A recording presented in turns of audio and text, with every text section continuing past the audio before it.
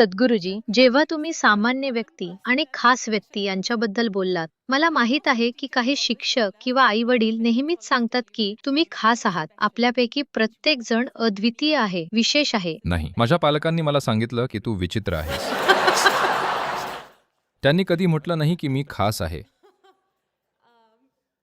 आपल्या पालकांकडे नंतर येऊ आणि मला आठवतंय, नक्की माहित नाही की तुमच्या प्रवचनात ऐकला होता की तुमच्या डी-व्ही-डीमध्ये, जिथे तुम्ही म्हणाला होता, ते लोकांच्या खास असण्याबद्दल होतं. आणि आपल्याला नेहमीच वाटतं की देवाला आपल्याबद्दल सर्व काही माहीत आहे. आणि तुम्ही असं काहीतरी म्हणालात, की तुमच्या बागेतल्या सगळ्या नाकतोड्यांना तुम्ही ओळखता का? तर अर्थातच सर्वजण नाही म्हणाले. तर तुम्ही म्हणाला होता, की मग देवाला तुम्हा प्रत्येकाबद्दल कसं माहीत असेल? आणि मी उद्ध्वस्त झाले. कारण मला नेहमी वाटायचं, की वर कुणीतरी तुम्हाला बसलेलं वाटलं मला की तुम्ही ओळखतंय, त्याच्या काळजी पुस्तकात घेतंय, एक मी नंबरवर खास आहे. आहात, असं आहे का? हो, कारण मला लहानपणापासूनच सांगितलं गेलं, की तू खास आहेस, अद्वितीय आहेस, देवाला तुझी काळजी आहे. पहा, जर जेव्हा कोणी म्हणतं की तुम्ही अद्वितीय आहात, तर एक प्रकारे तो अपमान आहे. हे असं आहे. या अथांग विश्वात ही सूर्यमाला फक्त एक कण आहे. उद्या सकाळी जर ही संपूर्ण सूर्यमाला गायब झाली, नष्ट झाली, उडून गेली, तरी कुणाच्या लक्षात सुद्धा येणार नाही. कदाचित निर्मितीच्या वहीत त्याची नोंद सुद्धा नसेल. ती इतकी लहान आहे. या कणभर सूर्यमालेत पृथ्वी एक अतिसूक्ष्म कण आहे. त्यात मुंबई हा एक अतिसूक्ष्म कण आहे आणि त्यात तुम्ही एक मोठे पुरुष किंवा स्त्री आहात, ही मोठी समस्या आहे. ही एक प्रचंड अस्तित्वात्मक समस्या आहे. हे यामुळे की आपण नेमके कोण आहोत आणि काय आहोत याबाबतचा दृष्टिकोन हरवलाय. आपली मानसिक वास्तविकता या वैश्विक वास्तवापेक्षा मोठी बनली आहे. ही मोठी समस्या आहे. आता वेळ आली आहे की तुम्ही तुमच्या सिनेमातून बाहेर पडावे. मी हिंदी सिनेमाबद्दल बोलत नाहीये. मी त्या सिनेमाबद्दल बोलतोय जो प्रत्येक जण स्वतःच्या मनात चालवत असतो. पहा, आता त्यांनी संपूर्ण हॉलमध्ये अंधार केला आहे, कारण ते तसं उत्तम काम करतं.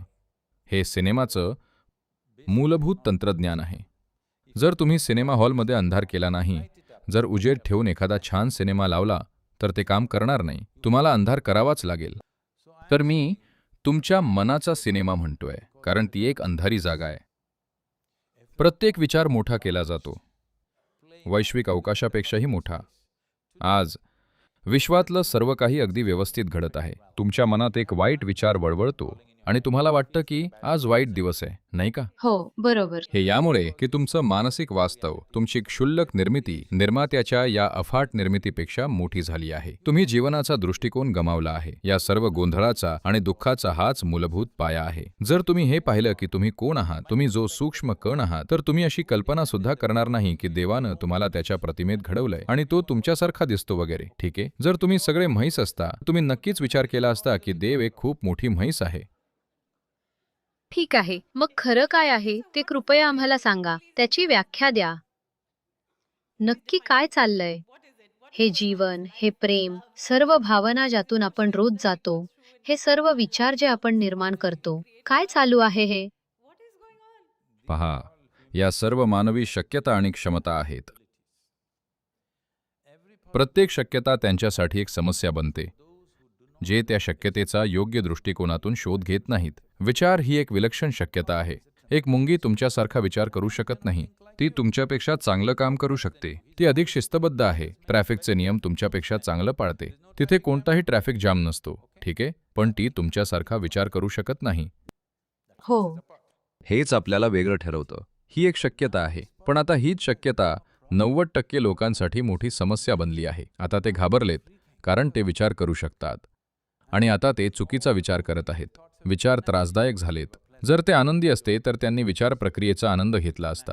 ते त्रासदायक झाल्यामुळे तो एक आजार बनतोय, नाही का? लोक स्वतःच्या विचारांमुळे प्रचंड दुःखी आहेत, कारण त्यांना ते आनंदी कसे ठेवायचे हेच माहीत नाहीये. त्यासाठी काहीच केलं गेलं नाहीये. म्हणून जी शक्यता असते ती कायमच समस्या बनते, जर तुम्ही तिचा योग्य दृष्टिकोनातून शोध घेतला नाही तर तुमचे विचार आणि भावना समस्या बनलीये. आता प्रेम प्रकरण सुद्धा समस्या बनलीये. त्यातून सर्व प्रकारच्या अडचणी तयार करताय. हे सर्व फक्त त्या गैरसमजातून येतंय की हे विचार आणि भावना आम्ही स्वतः तयार केलेत. ते मी मला हवे तसे तयार करू शकतो. तुम्हाला दुःख आवडत असेल तर ते करा. मला परवा नाही जर तुम्हाला तेच आवडतंय तर.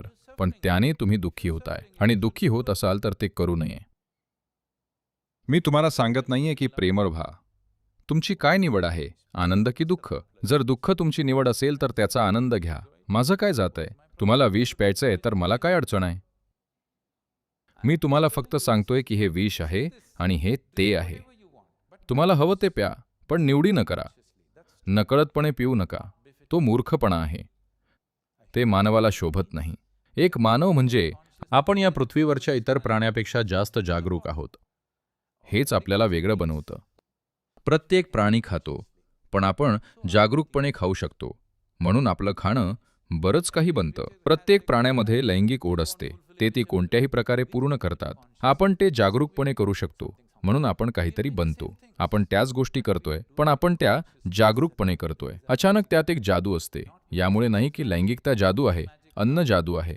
नाही, आपण ते जागरूकपणे करू शकतो. प्रत्येक मूलभूत कृती जसं की खाणं आणि संभोग जादुई बनतं कारण आपण ते जागरूकपणे करू शकतो. जर तुम्ही ही एक गोष्ट तुमच्या जीवनातून वगळली की तुम्ही जसा विचार करता, जशी जाणीव ठेवता, जसं वागता, जशी शरीराची हालचाल करता याबद्दल जागरूक नसाल तर प्रत्येक गोष्ट विद्रूप होऊ शकते.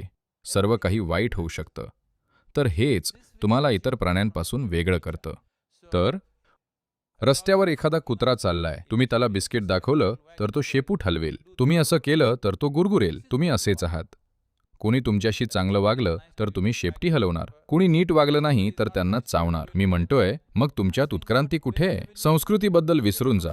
मी उत्क्रांतीबद्दल बोलतोय. उत्क्रांती कुठे आहे? उत्क्रांतीचं लक्षणच कुठे आहे मी विचारतोय.